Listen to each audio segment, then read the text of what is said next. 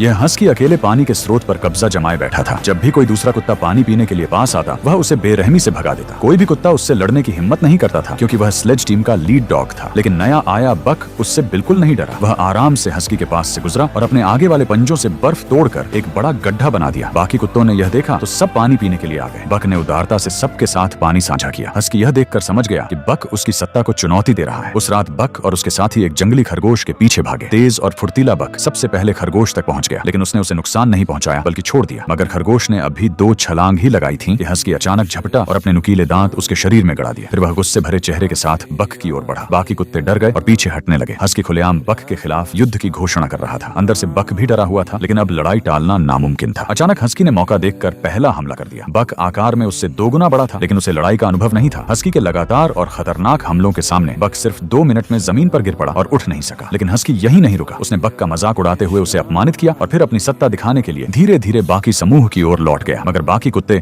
उसकी गुंडागर्दी से तंग आ चुके थे। वे सब भौंकने लगे और बक को उठने के लिए उत्साहित करने लगे। अगले ही पल बक उठ खड़ा हुआ। उसके दांत बाहर निकले हुए थे और वह जोर जोर से सांस ले रहा था। उसी पल उसके अंदर का जंगली भेड़िया पूरी तरह जाग चुका था। अपनी सत्ता वापस पाने के लिए हस्की फिर से हमला करने दौड़ा, लेकिन अब बक कमजोर नहीं था। जैसे ही हस्की पास आया, बक ने सही मौका देखकर उसकी गर्दन पकड़ ली। आखिरकार उसने एक पंजे से हस्की को जमीन पर